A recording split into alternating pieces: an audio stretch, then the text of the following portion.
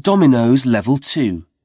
Saladin, retold by Nina Prentice. Read by Gareth Armstrong, Nigel Greaves, John Hassler, Roger May, Nick Mercer, Paul Panting, Nigel Pilkington and Kate Rawson. Chapter 1. A Small, Weak Boy. Tikrit, 1138. Help! Help! He's going to kill me! Hearing the screams, Sherka ran through the dark streets of the town. Suddenly, he came around the corner of a building. A soldier was holding a knife to a woman's neck. Her eyes were wild and afraid. Sherka didn't stop to think. In a minute, the two men were fighting for the knife. In another minute, the soldier was dead. His blood bright red on the ground.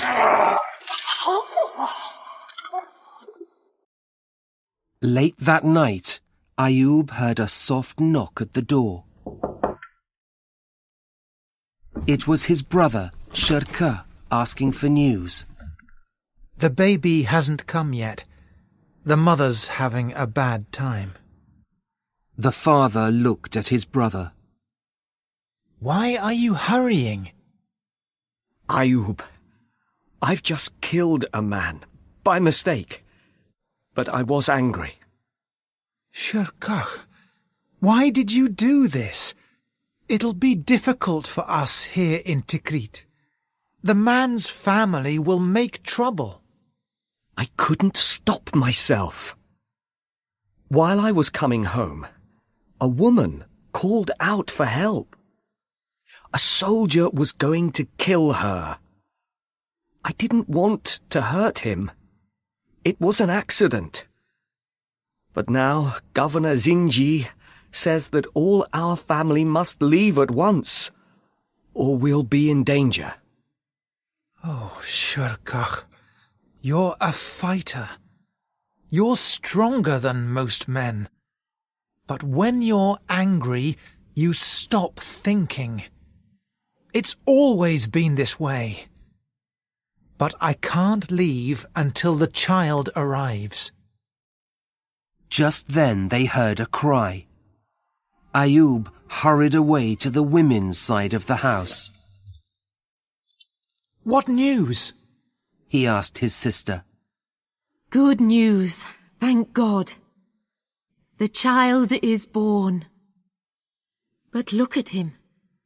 He's very small and weak. I don't think that he'll live through the night. The mother too is very ill. She said. There's nothing to be done. We must go now. Ayub held his new son. I'll call you Yusuf, because you must find a new life away from where you were born, like the prophet Yusuf did in Egypt long, long ago. Baalbek, 1145. Please tell us the story again. Please. The three brothers were with their father, Ayub, in the garden of his fine house in the old town. Turan Shah, the oldest boy, was next to his father. Yusuf, now 7 years old, held Aladil, the baby, in his arms, and sat as near as he could to listen. Ayub smiled and began. 6 years before our Yusuf here was born, I was near the river Tigris, catching some birds for your mother to cook for dinner. Suddenly, I saw a man on the other side of the water. He was having trouble running. He had blood all over his face and clothes, but he still carried his sword. Behind him, I could see many soldiers riding fast horses. I thought quickly. Near me was a small fishing boat. I jumped in and pushed it across the river with a long stick. Just then, the soldiers started to get near the water. I called to the man and helped him into the boat. I pushed the boat quickly into the river, while the soldiers started shooting at us. Arrows hit the boat, but with God's help, we weren't hurt. At last, we got to the other side. Dirty, wet and tired, we ran back home. Your mother and sisters cooked us a wonderful meal that we enjoyed silently. The next morning, I learned the name of my guest. It was the great Zinji himself. His army lost the battle the day before, and all his soldiers were dead or prisoners. He wanted to hurry back to Mosul to make sure that the town was safe. So I gave him new clothes and my best horse. Riding away, he said, "I'll never forget your help, and will always be a true friend to you and your family." What was the horse like, Father? asked Yusuf. All you think about is horses, Yusuf, said Turan Shah. He was the brother of the wind. It's good to give with open hands. Zinji has been our friend since then. I'm governor of Baalbek, and we're safe and comfortable here because of him. Damascus, Syria, 1152.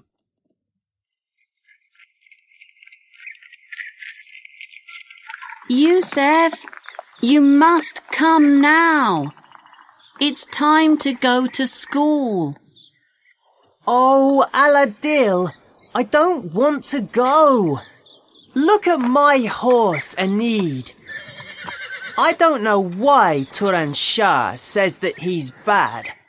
He's going to be very good at polo. He always knows what to do. The boy of 14 rode quickly up to the ball with the stick in his hand. He hit it hard and sent it flying over to his brother. Aladil stopped the ball with his foot. Father says that you're the best rider of all of us, Yusuf. That's why when Turan Shah couldn't do anything with Anid, Father gave the horse to you. But you must go to school, or you'll be in terrible trouble. Don't forget what Father said the last time that you were late. Yusuf jumped down from his horse's back and took him back to the house. Then he ran as fast as he could for school.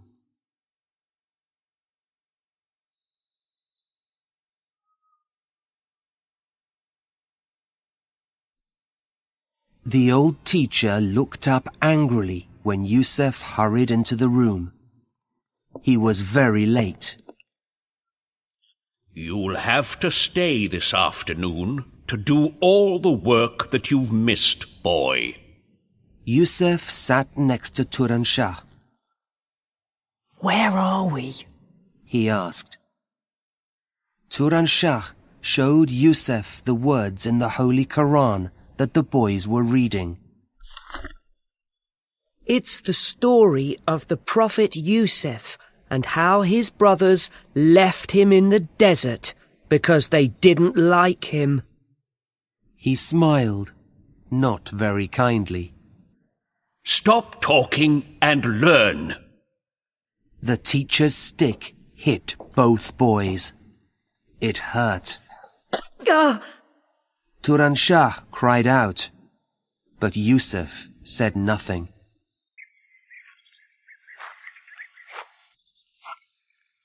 What am I going to do with you, Yusuf? said his father later that day. Your teacher tells me that you're clever and quick to learn, but that you're never at school. I know that you're always with the horses, but you're not a child anymore. You must learn to be a man and a soldier. I'm going to send you to my brother, Shirkah. You know that now he's an important general, working for Zinji's son, Nuruddin, up in Aleppo. Can I take Anid with me? No. Since we came to Damascus, you've only played. Now you must work. Get ready. We leave in an hour.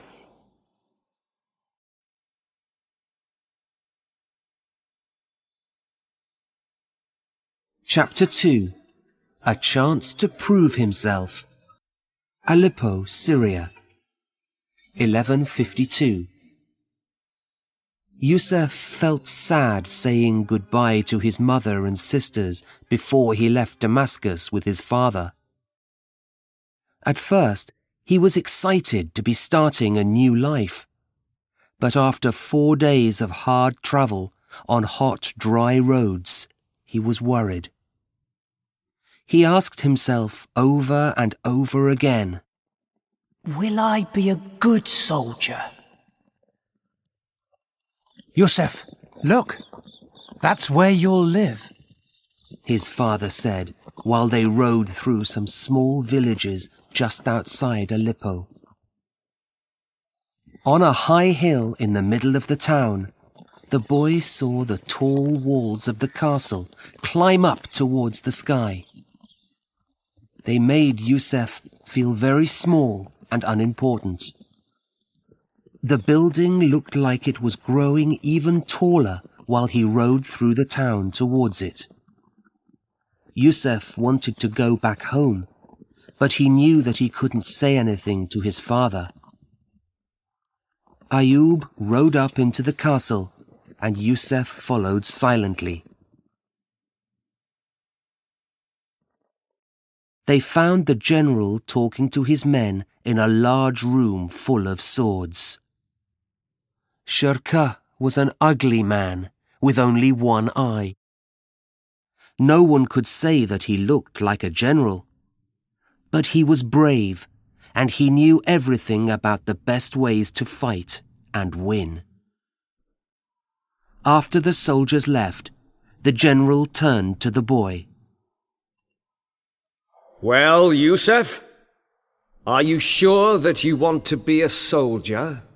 I'll do my best, Uncle. If you want to be one of my soldiers, you'll do what I tell you. Do you understand? Yes, Uncle. Shirkah now turned to his brother. Ayub, I'll take the boy, but only because you and I are brothers. I don't think that he'll be a good fighter or a soldier. But we'll see. If he's any trouble, he goes home. At once. Yusuf wanted to do well, but it was difficult.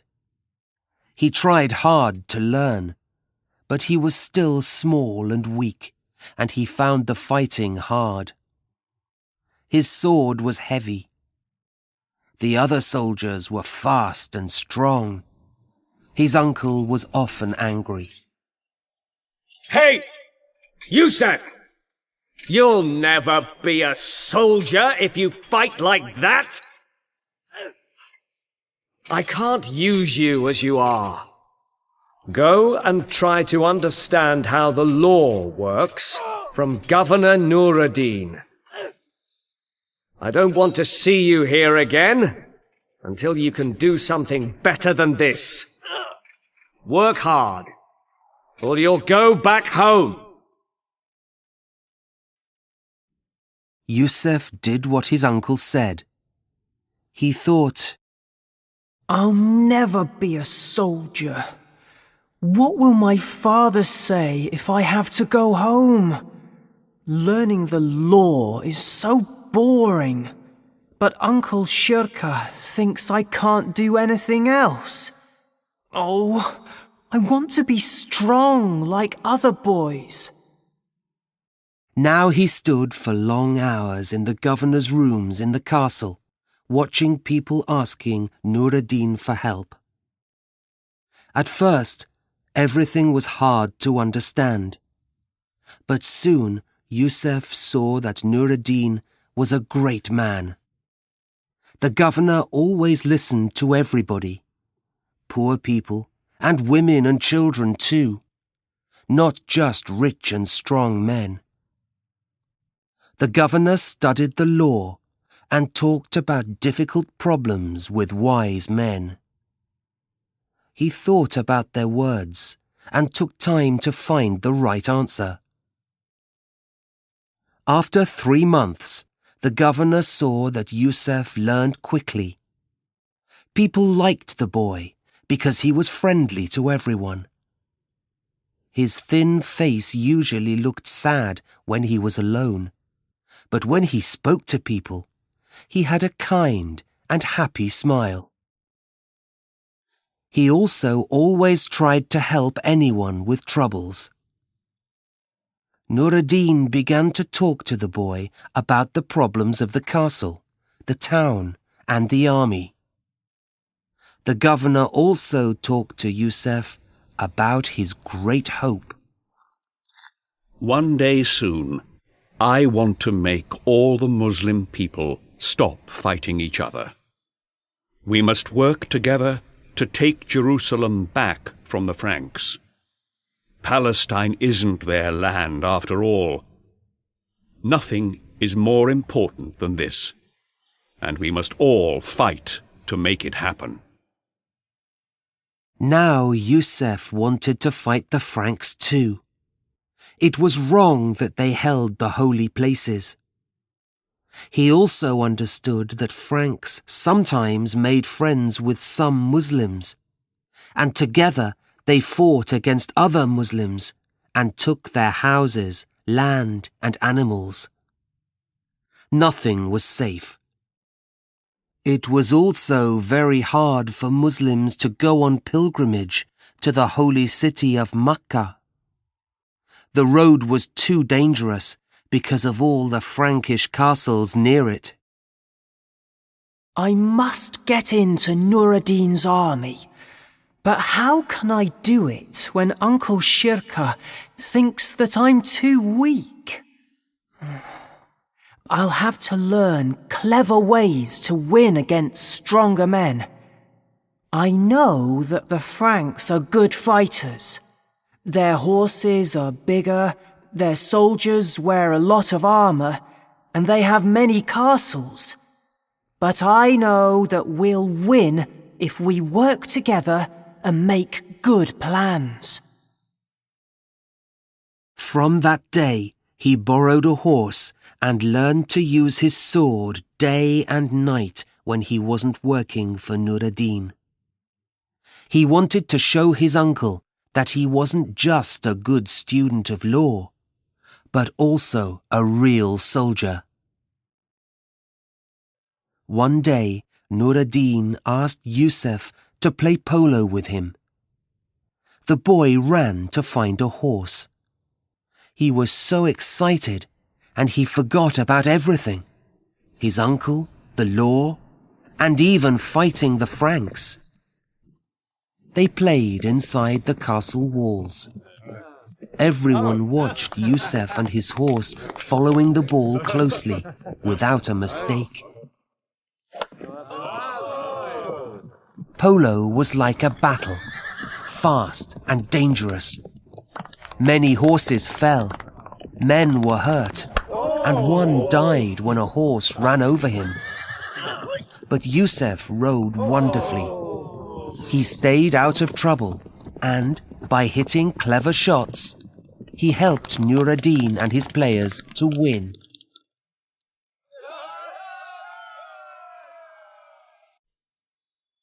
How can you play polo so well? The governor asked the boy. I learned it in Damascus, sir. I have a wonderful horse there. My father says that he'll send him to me when General Shirka says that I can fight with the army. Tell your father to send the horse now. You're small and not very strong, but you're a clever fighter. You think before you do things, and you want to win. There's nothing more important in a soldier. The general will be happy to have another good man in his army. Go to him now and tell him what I said.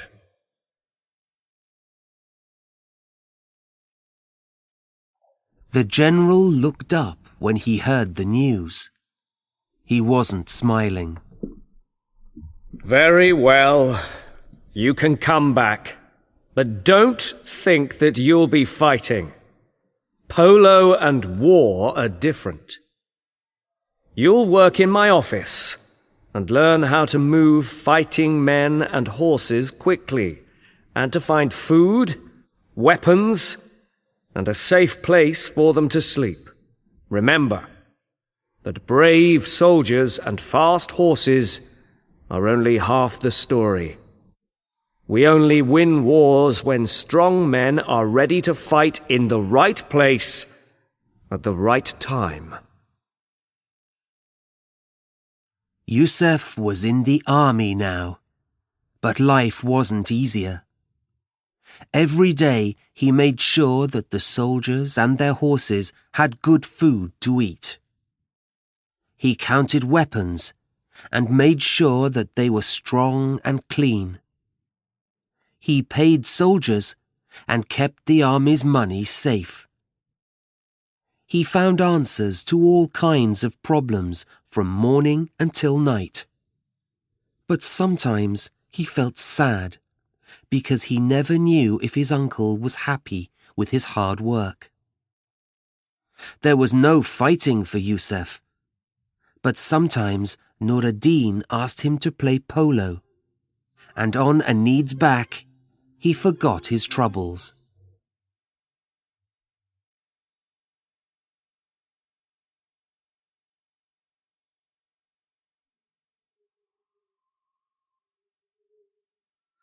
Aleppo, 1163. Yusuf was 25 and still working for his uncle when news came of trouble in Egypt. Vizier Shawar wanted Nur-ad-Din's help to keep the country out of the hands of his enemies.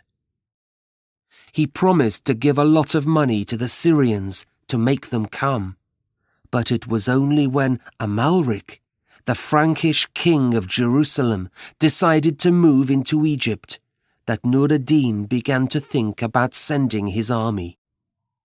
The Franks mustn't get to Cairo and use the money that they find there to make their armies in the Holy Land stronger, he said. Yusuf worked hard for months to get the soldiers ready for the long journey to Egypt. There was a lot to do, and General Shirka was always busy. He spoke to Yusuf only to give him more work and more difficult problems to put right. The young man worried that he couldn't go on the campaign, but he worked as hard as possible to make ready all that the army needed. The days went by, and still Yusuf heard nothing about going. He knew that the army was leaving in less than a week. My uncle will leave me behind, and I'll spend the rest of my life counting swords and paying soldiers, he thought sadly.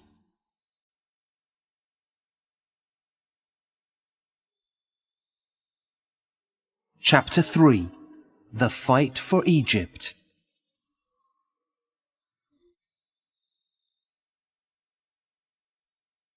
Egypt, 1164.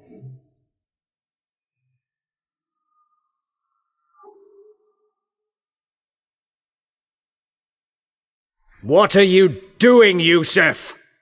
Why aren't you ready to go? Shirkuh's face was red and angry. Yusuf jumped up when his uncle came into his office in the castle of Aleppo. Why, Uncle, do you want me on the campaign? You said nothing about me coming, so I thought that you wanted me to stay here to take care of things. Stupid boy. You know everything about my soldiers now. I need you to make sure that they have everything they need. Go. We leave tomorrow at first light. It didn't take long for Yusuf to find his sword, a few clothes, and his holy Quran, and then to get his horse ready. At last, he was one of Nur ad-Din's soldiers, and not just an office boy for his uncle. If I do well in Egypt, perhaps one day I can be in the army that will take back the holy places, he thought. Men, Shirkuh called. to take our enemies by surprise, we must move quickly. The journey will be very difficult, but never forget that you're the best soldiers in Syria. We'll do good work for Nur ad-Din in Egypt, and then the people and the gold of that rich country will help us to fight the Franks in the Holy Land. There was a great shout from the men. Then they all jumped on their horses and rode out through the castle gates. While he followed the general and his men, Yusuf thought, No one will ever see me afraid. I'll do my very best, and with God's help, my uncle, my father, and Nur ad-Din will see that I have done well. The road was long and hard, but Yusuf worked without stopping to help Shirkuh get the army safely to Egypt. It was important that all the men, their weapons, and their horses were ready for the fight once they arrived. Yusuf enjoyed the campaign. Best of all was fighting at Shirkuh's side, riding with the Syrian army against King Amalric and his Frankish knights, and against the Egyptian enemies of Vizier Shawar. Yusuf watched and learned while his uncle won quickly with a few short, well-fought battles. With the help of the Syrians, Shawar was soon the strongest man in Egypt once again. But he wanted to be strong without the help of Nur ad-Din's army, and he did not want to pay Nur ad-Din the gold that he promised him before. Shawar decided to talk to the Franks. I don't like General Shirkuh and the Syrians. They want to get their hands on Egypt. So I want your knights to push him and his army out of the country. If you do what I ask, I'll give you the money that I promised Nur ad-Din. The Frankish generals agreed to help Shawar, and they battled against Shirkuh and his soldiers and pushed them out of Egypt. The Syrians fought bravely, but in the end they had to go back to Aleppo with nothing to show for their hard work. Nur ad-Din was very angry. He thought that the campaign was a bad use of time, money, horses, and men. He didn't want his army to go to Egypt ever again. Shirkuh was angry too. Don't worry, Yusuf, he said to his nephew. Shawar will never win against me. Just wait. Nur-ad-Din doesn't want more fighting now. But when he sees how Amalric and the Franks get rich in Egypt with Shawar's help, he'll send us again. And then we'll make that criminal Shawar sorry that he was ever born. Egypt, 1167. The old general was right. 3 years later, Yusuf, now 29, was marching beside his uncle at the head of the Syrian army. Why aren't we taking the same road to Egypt as last time, General? Asked Yusuf. Shawar and the Franks know that we're coming. We must travel quickly and secretly. My hope is to surprise them by taking the road down to the Dead Sea, and then travelling through the Sinai Desert. We'll get into the country by the back door, while our enemies are looking for us through their front windows.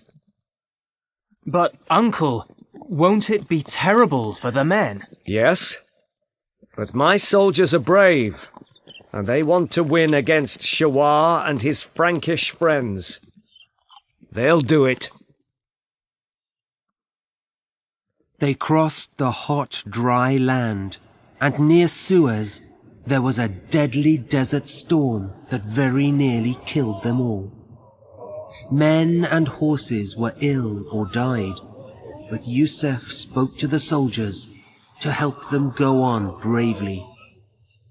Nur-ad-Din needs you to teach Shawar that he can't break his promises to Syrians and stay out of danger. Under Shurka, we'll have a great victory in Egypt, and then he'll give rich presents for the bravest.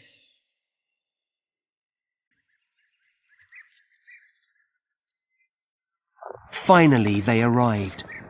The men were very weak, and Shurka decided that they weren't ready to fight against the large armies of Vizier Shawar and King Amalric. He stopped his soldiers at Giza, on the other side of the river from Cairo. We'll wait and see what they do. I know that Shawar's in trouble. Most Egyptians don't like it that he's friendly with the Franks. Everyone hates it when he gives Egyptian money to Amalric, because they know that he uses it to keep the Franks fighting in the Holy Land. No Muslim wants this. Before long, all the Egyptians will fight for us. At last, early one spring morning, Yusuf ran to his uncle. Sir, the enemy's coming! The old general looked at his nephew. Today, I want you to do some real fighting, Yusuf. Take the group of soldiers in the middle of my army. Make the Frankish knights think that you and your men are weak and afraid. Turn and run.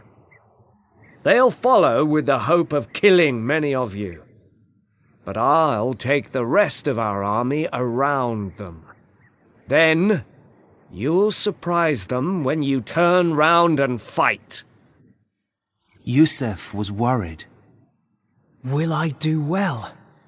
Will the men follow me and do what I ask? But there were no problems. The plan worked. King Amalric was lucky to get away safely, but Syrian swords and arrows killed many of his knights.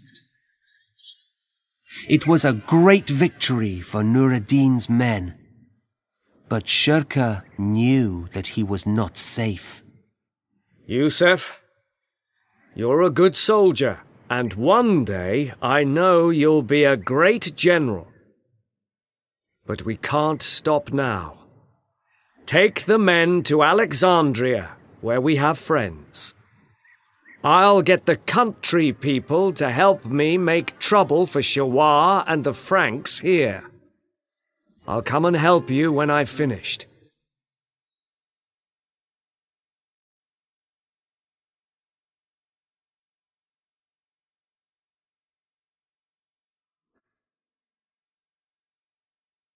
It was a long time before Yusuf and his men saw the general again. For months, Yusuf and his small army fought to keep Alexandria safe from the Franks. The enemy came by land and by sea. No food or help could come into the town from outside, and siege engines sent stones and dead animals over the city walls. This made life terrible for the people and the soldiers inside the city. Many were ill, all were hungry, and many died. But Yusuf kept his men fighting, while he worked as hard as possible to make the lives of the people of Alexandria easier. I'm sorry, he said. It's because you're our friends that you're in trouble now. But I know that my uncle will come soon, and then the siege will be over. Until he arrives, be strong and brave. I promise that the enemy won't take the town while we're here, and my men and I will do all that we can to keep you safe. Yusuf was right. At last his uncle came with his new army and ended the siege. The town was out of danger, but the war wasn't over yet. And there was a lot of work to do to make the people of Alexandria truly safe. Yusuf went to talk to the Franks to try to find ways to help the sick and wounded Muslims in the town. Will the Franks understand that it's wrong to fight old men, women, and children? He worried. I must remember all that I learned from Nuruddin about talking to angry and difficult people. If I'm wise and careful, God will help me. After the long siege, Amalric's men already knew that Yusuf was a good soldier. While he explained the problems of the people of Alexandria, the Franks learned that he was a good man too. Humphrey of Toron, an important knight, said, General Shirkuh's nephew, Yusuf, is more truly chivalrous than any of us. I wish that we worried as much as he does about those that are too weak or sick to fight. I'd like to make him a knight, even if he's a Muslim. It was from this time that people in Europe began to hear how kind and generous Yusuf was. While Yusuf tried to make things better in Alexandria, Vizier Shawa gave the Syrians gold to make them leave Egypt. But Shirkuh was still angry. He wanted to win the war, and he wanted the Franks out of the country. Most of all, he wanted Shawa out of Cairo, and he thought that most Egyptians wanted this too. But Yusuf, after his terrible time in Alexandria, was happy to march back home.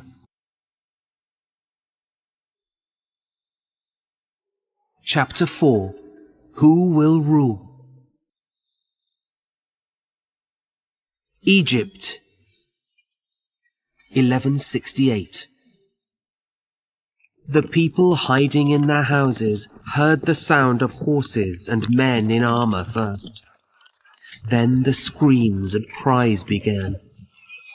Outside, in the narrow streets of Bilbais, Everyone was trying to run away from danger, but it was hopeless.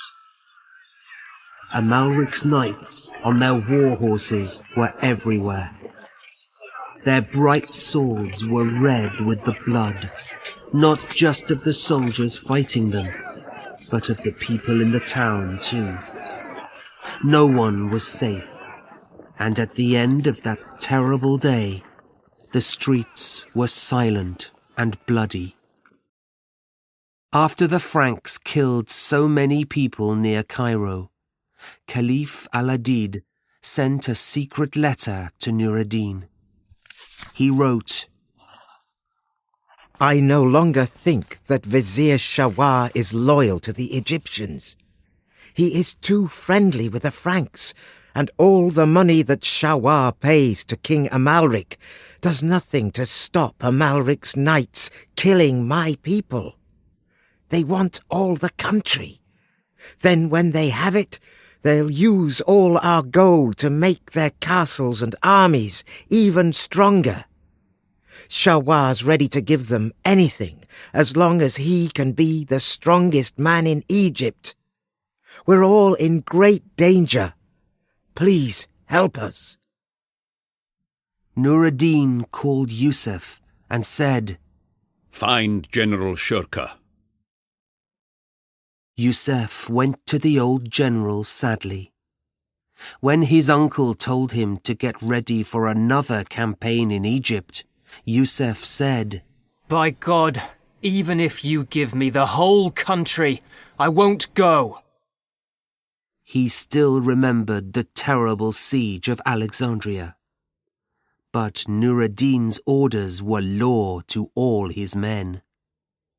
So, in a few short days, the army was on its way to Egypt for the third time.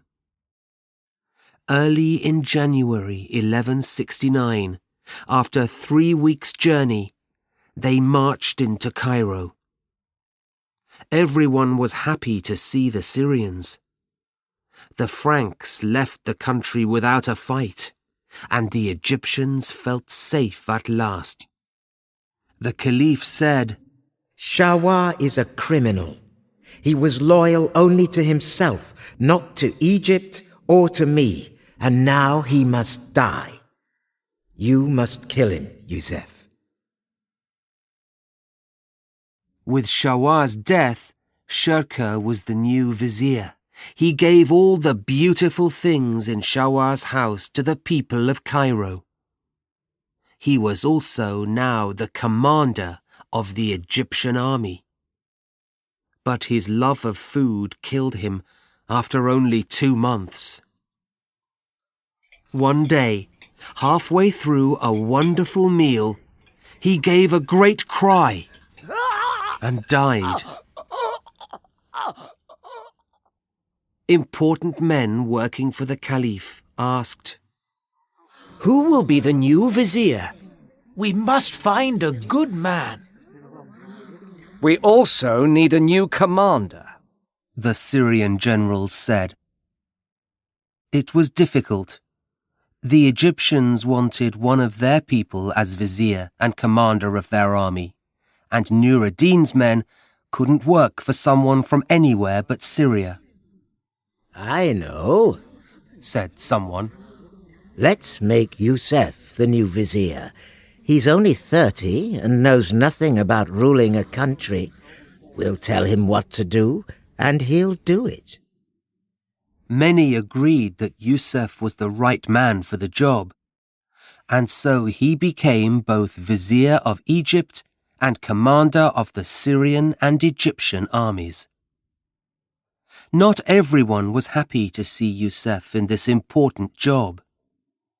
A few soldiers went to Syria to tell Nur ad-Din that the new vizier, Yusuf, wanted to take over Egypt.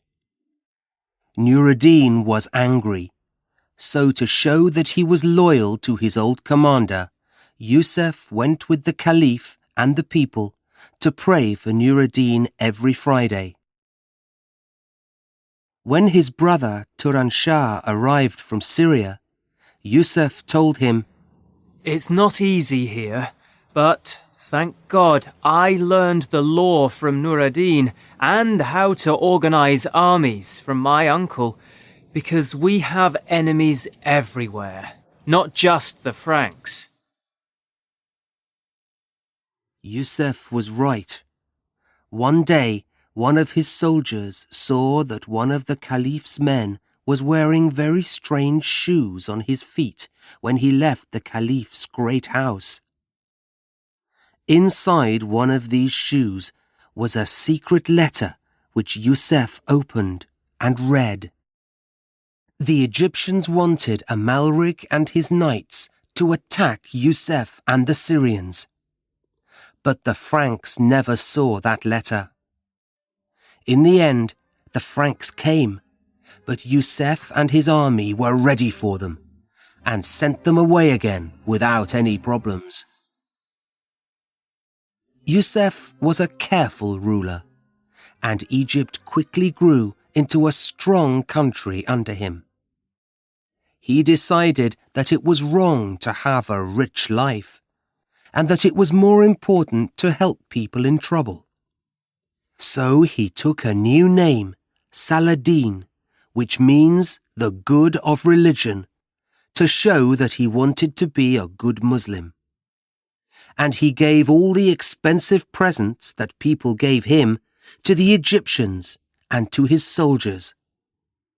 He lived in a small house and used his money as a vizier to build schools and hospitals. He also made the walls of Cairo stronger and built a great castle on the Muqattam hills. I want the Egyptian people to know that we are on their side and that we want their country to be strong and safe. Then they will be happy to fight with us against the Franks, he told his Syrian generals. But Nur ad-Din was more and more angry. He wrote, Yusuf, I'm your commander. You're spending all your time ruling a country that doesn't belong to you. You're getting strong and rich with Egypt's gold. But I want you, your new soldiers, and the money that you've won with me here, to fight the Franks in the Holy Land. Unless you come back to Syria immediately, I'll attack you. Some young men in Saladin's army said, If the king of Syria comes here, we'll fight him and send him back to his country. But Ayub, Saladin's father, told him, I'll kill you myself if you go against your commander. Saladin listened and waited. In 1174, Nur ad-Din died. His last words were, Only one thing makes me unhappy. What will happen to my family at the hands of Yusuf, son of Ayub? Because Nur ad-Din's son, Al-Saleh, was only 11 years old, many people wanted to rule Syria in the boy's name. Then, 2 months later, King Amalric of Jerusalem died too. His son, Baldwin, was 13 and was ill with leprosy. Saladin, now 36, saw that it was a good time to move against the Franks. But he needed a bigger army. If I can teach Nur ad-Din's son how to be a good ruler while he's still young, and I can rule Syria in his name, then all Muslims will help my soldiers fight for the Holy Land, he thought. But many Syrians were afraid of Saladin. The emirs said, You go too far, Yusuf. You were just a soldier, and now you want all of Syria? You came from nothing. You are nothing. And we won't listen to you. But Saladin wanted to make Nur ad-Din's dream of winning back the Holy Land come true. He took Damascus with little trouble. Then he moved on to Aleppo. This was where the young al-Saleh went with his emirs after they saw how quickly Saladin was winning the country. But Aleppo was difficult to take, so Saladin attacked the castle of Azaz first. It fell after 38 days of fighting, and then Aleppo surrendered. The emirs didn't trust Saladin and thought that he really wanted to be king of Syria.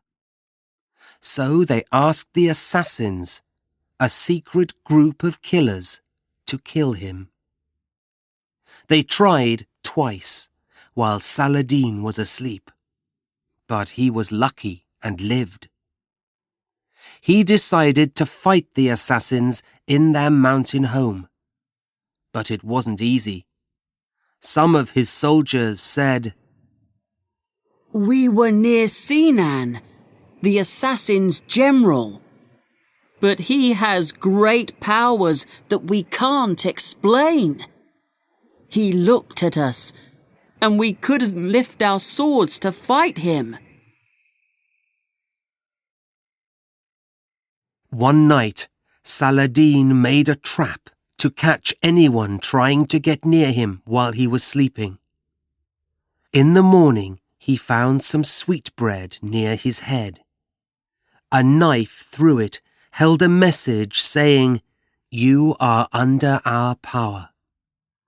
No one could explain how the things got there. Perhaps Sinan does have special powers, thought Saladin. We must stop fighting him and his people. No one knew what Saladin and Sinan agreed, but the assassins never tried to hurt Saladin again.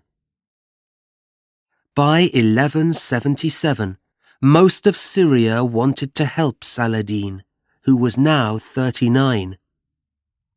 Then the news came that the Franks and the people in Byzantium were no longer friends. Saladin felt that perhaps now was the time to start a holy war to take Jerusalem back from the Franks.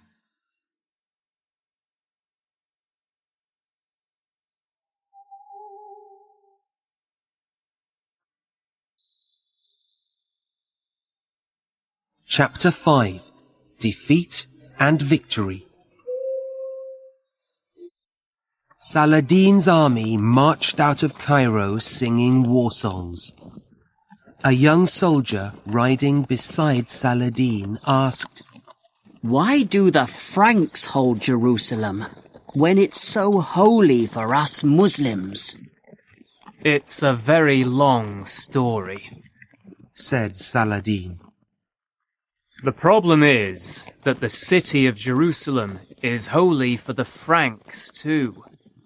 Jesus lived much of his life in the city and also died there. Jerusalem is the most important place of pilgrimage for people from Europe. But when the Turks took it in 1071, it was more difficult for Europeans to visit. They were angry about that, and they decided that they wanted Jerusalem back. They called their campaign a crusade. They came from across the sea, and in 1099 they took the holy city. They killed nearly everyone in the place. Now, after almost 100 years, many Franks are born in Palestine, and they think that it's their home. Of course, as you know, Jerusalem is a holy place for Muslims too, because the Prophet Muhammad, peace be on him, travelled from there up into the sky to meet God and the prophets. Also, the Al-Aqsa Mosque is one of the oldest holy places of Islam. It's wrong that the Franks are using the building as a church and praying in it. Nur-ad-Din wanted to bring Muslims together to win it back, and I want to make his great hope come true. Planning this new campaign, Saladin remembered Shirkuh saying, Never waste time. March quickly and take the enemy by surprise. At first, Saladin's soldiers followed his orders. They were fast and deadly. The Frankish knights weren't ready, and the Muslims won without trying very hard. But then Saladin's men slowed down and stopped being careful. They thought that they could take Jerusalem without any trouble. King Baldwin the Leper was only 16 when he learned that Saladin's army was attacking Palestine, and that there was no one to stop them. He called all his knights together from their castles with letters that his soldiers carried secretly through the Muslim army lines. It was a dangerous plan, but it worked. The Franks arrived to help their king, and they surprised Saladin's army at Ramla. Saladin's soldiers had to run to escape, and the Franks nearly killed Saladin. It was a very bad defeat, and after it, many emirs no longer wanted to be in Saladin's army. Saladin told his men, Thinking that Baldwin the Leper is weak because he's young and ill was a mistake. We'll have to work harder to take Jerusalem. Some of you must ride the fastest camels to Cairo to tell the Egyptians that we're safe. We've lost a battle, but we can win the war if we fight together. The only good news for Saladin was that, after Ramla, Baldwin's army wasn't ready to keep fighting. But we must do something to stop him, Baldwin said to his knights. Make all your castles strong, and next time we'll be ready for the enemy. The knights decided to build a new castle on the Jordan River. King Baldwin said, Don't build at Jacob's Ford. Franks and Muslims live on both sides of the river, and everyone can cross the Jordan freely there. We'll have trouble if we change things. But the knights didn't listen and built the castle there. And in 1179 there was a fight about the land. During the battle, a small group of Saladin's soldiers nearly caught King Baldwin. Old Humphrey of Turon helped his king escape, but the knight was badly wounded and died. Saladin, now 41, was sad. Humphrey was my good friend in Alexandria after that terrible siege finished. He was a chivalrous man and a brave knight. I wish that more Franks could be like him. After the Battle of Jacob's Ford, Saladin sent his army in small groups to attack Palestine. It'll be easy to catch Saladin's men when they come back, Baldwin said.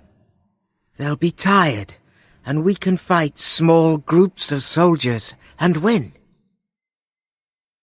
Near the Litani River, they met some of Saladin's men on their way home.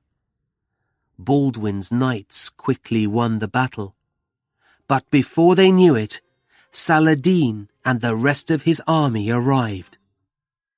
Saladin's soldiers killed hundreds of Franks and caught many of their important knights.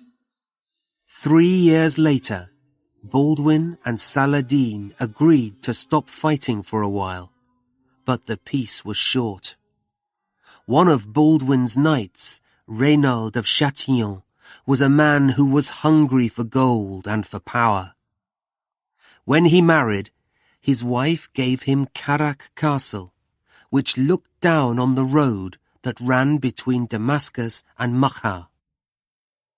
This castle made it easy for him to attack Muslim pilgrims and to take their money from them. Reynald, you are breaking the peace, King Baldwin told him angrily. We have promised the Muslims that the pilgrims' road will be safe. Your promise doesn't worry me. Anyone crossing my land must pay, said Reynald. Saladin thought that Reynald was a man without honour, and he decided to stop him.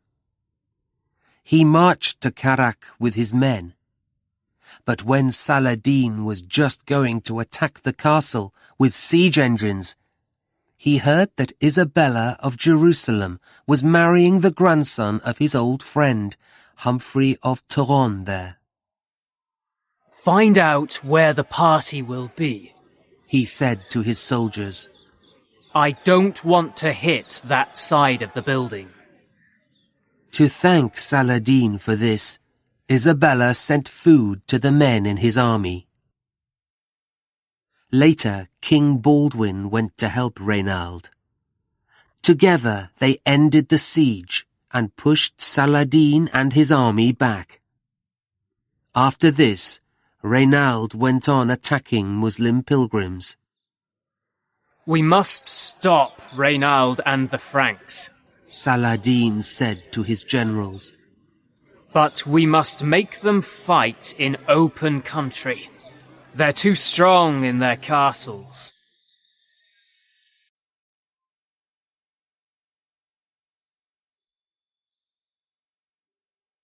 Chapter 6. A Great General. After Nur ad-Din's son, Al-Saleh, died in 1181, Syria and Egypt could fight fully on the same side at last. At the same time, the Franks had terrible problems. King Baldwin's leprosy made him weak. He couldn't see, and he couldn't fight. It was hard for him to be king of Jerusalem, and he had no son. Two people wanted to take his place and be king of the Franks. One was Raymond of Tripoli. He spoke Arabic, and he understood both Muslims and Franks well. But there was another knight, new in the Holy Land, Guy of Lusignan. He arrived from Europe and married King Baldwin's sister. When Baldwin died in 1184, the Franks made Guy king of the Franks, because they thought that Raymond was too friendly with the Muslims. In 1187, Saladin, now 49, spoke to his generals. The Franks' new king is weak, but they are still brave, and when they fight together, their armor and their big horses make them very strong. Our horses are smaller, but faster. We wear less armor, but we move more quickly. We're better at fighting in the desert. We're also much faster at sending news to each other with carrier pigeons. We must be clever if we're going to win against them. So, I have a plan. We'll attack Raymond of Tripoli's castle near Lake Tiberias, and my hope is that they'll hurry to fight us, forgetting the problems of moving a large army over that part of the country. When the Franks heard that Saladin's army was at Tiberias, many of them wanted to march at once. But Raymond said, Tiberias belongs to me. I've never seen so strong a Muslim army, and I think that we're not wise to fight them, even if my castle and my wife are in danger. But Reynald of Châtillon replied, You're trying to make us afraid because you prefer the Muslims to us. Raymond then said, I'm one of you. I'll do what you wish and fight at your side. But you'll see what happens. In early July, Saladin was waiting by the lake. He took time to look carefully to find the best place to fight. The Frankish army left from Saforia. It was only about 4 hours' journey for a man on a horse to get from there to Lake Tiberias. But moving an army with foot soldiers and knights in heavy armour under the hot summer sun was difficult. There was no water on the dry road, and men and horses were very thirsty. Saladin's men spent the whole day attacking the slowly moving soldiers, shooting arrows at them to make them travel even more slowly. The Franks wanted to get to the lake before evening, but they only got to Hattin. There they had to stop. Looking down the hill, they saw Saladin's army waiting by the lake. They couldn't get to the water, and no man or horse in the Frankish army had anything to drink all through the night. Next morning, Frankish foot soldiers ran to get water, but many died under the swords and arrows of the Muslim army. Then Saladin told his men to light fires in the dry grass in front of the Frankish army. Smoke filled the Franks' eyes and mouths. They couldn't see the enemy, but still they fought. 1,200 knights left the day before from Safaria. Only 150 knights were alive when Saladin's 17-year-old son, Al-Afdal, described what he saw that day. Hattin was my first battle, and I was at my father's side. In the end, the king of the Franks was on the hill. He and his soldiers made an attack that drove our men back to where my father and I were standing. My father cried, "They mustn't win!" And our men attacked the hill again. I was happy when I saw the Franks fall back. I cried, "We've won!" But the Franks attacked again with all their strength, and our men were all around us again.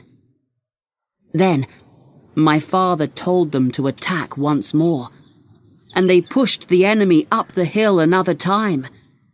Again I screamed, "We've beaten them!"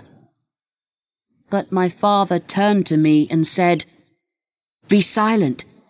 We'll win only when that red tent on the hill falls." Before he finished his words, the king's tent fell. My father then got off his horse, bowed down, and thanked God, crying happily. After the battle, Saladin's men took King Guy and Reynald of Châtillon to their commander's tent. Saladin asked both of them to sit. He then said to Reynald, "How many promises and agreements have you broken?" Reynald answered, Kings have always done things in this way. I did nothing more. King Guy was very thirsty and afraid. Saladin spoke to him kindly and gave him cold water. The king drank and then gave some water to Reynald. Saladin said, "You gave him water, not I. He isn't my guest, so I don't have to be merciful to him." Then he took his sword and cut off Reynald's head. Guy was afraid, but Saladin said to him, True kings don't kill each other. After Hattin, Saladin spoke to his generals. Many of you will think that it is time to go home to rest.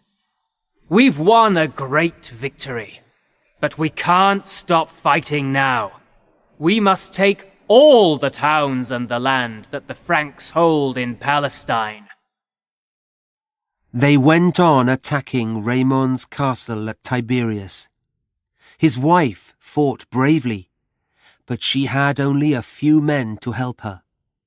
In the end, she surrendered. Saladin let her leave the castle safely with her children. By September, the Muslim army held the towns of Acre, Nablus, Jaffa, Tehran, Sidon, Beirut, and Ascalon. Only Tyre still fought against Saladin, but he decided that his men were really tired and could not go on with the siege there. It's better for us to take Jerusalem, he said to his generals. But I don't want to be like the Franks all those years ago, killing everyone. Let's see what we can do.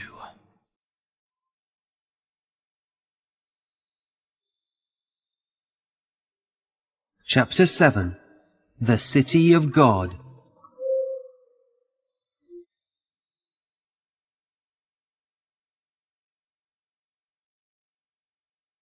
I want to be like Caliph Omar, said Saladin to his men.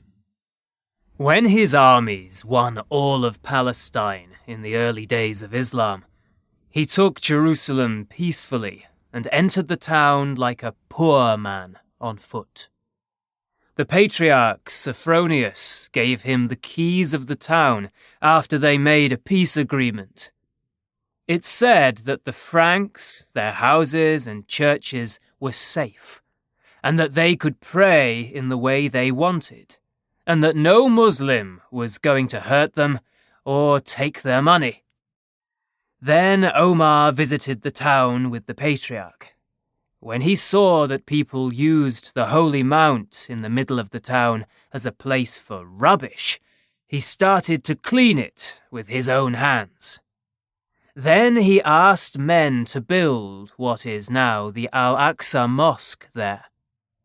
After that, when he went with the patriarch to see the church where they buried Jesus, it was time to pray. Omar left the church to pray outside.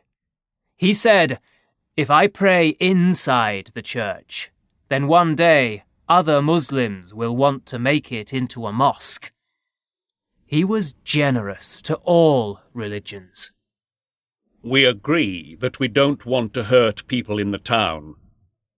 But the Franks fight to the last man, Saladin's generals said. When Saladin met the Franks, he said, I think, like you, that Jerusalem is the city of God. I don't want to attack God's home. So, if you surrender, then you will all be free to leave it with your things. Your churches will be safe. And when people want to make a pilgrimage to the holy places, they can travel freely into the town at any time. The Franks knew that they weren't strong, but they said, "How can we give you the town where Jesus died? If we let you take Jerusalem without fighting, people will rightly say that we're afraid to die for Jesus. We must do our best to hold it." Then I'll take Jerusalem by the sword, and many people will lose their lives, Saladin promised. The Franks' commander was Balian of Ibelin, one of the very best of the Frankish knights. He fought bravely at Hattin, and after he escaped from the battle, he went to Saladin. He asked the Muslim commander, Can I take my wife and children out of Jerusalem to Tyre, where they will be safe? I promise that I'll never carry my sword against you again, and that I'll only stay one night in the town. Saladin said, I'm sure that you're worried about your wife in these difficult times. Go at once and get her. I know that you'll keep your promise not to fight my men. But when Balian arrived in Jerusalem, all the people there said, You must stay here and be our commander. How can we fight the Muslims without someone to tell us what to do? I can't. I gave my word to Saladin that I wouldn't fight against him. I can't break my promise. Balian replied. The men of the church said that it wasn't wrong to break a promise to a Muslim. But Balian was a man of honor. He wrote to Saladin and said, The people of Jerusalem have asked for my help as their commander. What shall I do? Saladin answered at once, You must help your people. Forget your promise to me, and don't worry about your wife and children. I know that you cannot take care of them now. 50 of my best men will take them safely to Tyre. Tears came to Balian's eyes when he read Saladin's answer. He thought, Why aren't our people as good as Saladin? Balian did his best to make the town ready for the siege, but there were only 2 other knights to help him. He said, This city is full of people running away from the other towns in Palestine that the Muslims have taken. Most of you are women and children, but I'm going to make every man here over 16 into a knight, and we'll do our best to fight for Jesus and Jerusalem. The siege began, and at first the Franks held the city. But after a few days, Saladin moved his army and all his siege engines to attack the town's walls from the Mount of Olives. Muslim arrows made the blue sky as black as night and fell like rain on the Franks. Worse was Greek fire, a terrible weapon that Saladin's soldiers shot from their siege engines. It lit fires at once on anything that it hit, and so the town began to burn, and the city walls began to fall. The Franks prayed for God's help in their churches, and mothers cut their daughters' hair very short in the hope of making them ugly, to keep them safe from the soldiers. People remembered what happened when the Franks took the town 100 years before. They couldn't stop thinking about how many people died then. Patriarch Heraclius not only worried about the people, but also about all the holy things and the gold in the churches. He told Balian, Go and see Saladin. He's always generous. My men are already on the walls, the Muslim commander told Balian when he came to talk. You said that you wanted to fight, so the time to be merciful is over. Balian answered, Many of the people are not fighting very hard in the hope that you will be generous with us, as you have been with other towns in Palestine. But we soldiers, when we see that a fight to the death is the only way, we'll come out and fight you, and we'll die for God. We'll take as many of your men as we can with us. or we'll win with honour. Saladin liked Balian's brave words, so he turned to his generals and the imams and said, What must I do?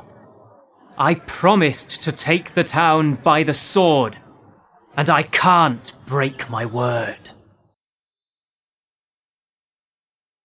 Chapter 8. A Man of Honour.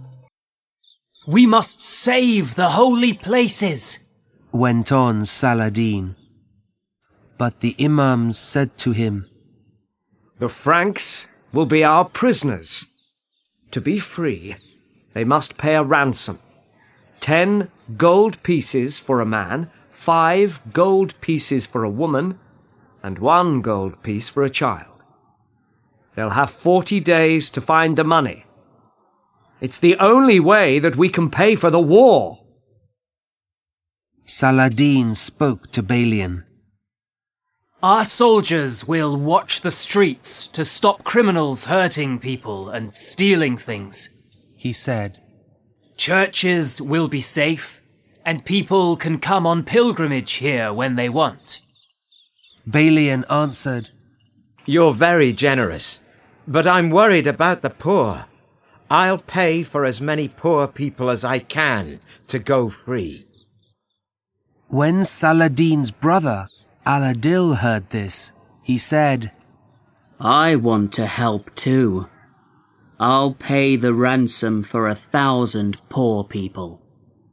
Saladin said, I have another good idea. Old people and men with young children can go free too. Also, many women have lost their husbands in the fighting, and many children are without mothers or fathers. To all of these, I want to give money. Saladin's treasurers were worried. If all these people can leave freely, how will we pay our soldiers? We must ask the rich people to give more, they said. When the patriarch left with all the gold from the churches, many Muslims were angry. But Saladin said, We won Jerusalem to give the city back to God and to Islam, not to be rich. But Saladin's work wasn't over. Tyre was still in the hands of the Franks, who came from all over Palestine when their hometowns fell. Now they were ready to fight from Tyre to get their land back. Some of Saladin's generals said, We're afraid that the Franks will get help from their friends in Europe. But Saladin answered, If they come from across the sea, they'll be far from home, and they won't win. In 1188, Saladin, now 50, said that King Guy could go free if he promised never to fight the Muslims again. But Guy broke his promise in 1189 and attacked Acre, beginning a long and terrible siege. By then, there were many more European knights in Palestine. After the fall of Jerusalem, the Franks told European kings that they needed help to win back the Holy Land. Many answered the call for a new crusade. In 1191, the King of France arrived in the Holy Land, and 2 months later, Richard, King of England, came too. The Muslims knew that King Richard was brave and strong. Acre was a dirty town, and King Richard was ill the minute he arrived. But he went on telling his men what to do from his bed. He was a good commander, and the town, already in great trouble after 2 years of endless war, couldn't fight any more. People were dying of hunger because the Franks had the town under siege, and they stopped all food getting into it by land or by sea. Richard told his men to make better siege engines, and the new attacks from these never stopped. The falling stones killed 12 men at a time, and the Muslim generals knew that this was the end. They sent a letter to Saladin saying that they couldn't fight any longer. Saladin thought that one last fight could win the day. He asked all of his men to attack, but the emirs said, "We can't win now. There are too many Franks." In July 1191, the town surrendered. Saladin asked King Richard to treat his Muslim prisoners well, but the English king wanted to win back other towns in Palestine that the Muslims held. Most of all, he wanted Jerusalem. So all Richard's prisoners, Muslim soldiers of Acre, their wives and their children, died under the swords of the Frankish knights that day.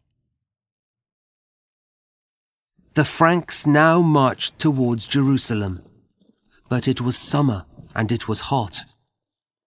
They tried to stay near their ships, which were sailing down the coast. But Saladin's men never stopped attacking them.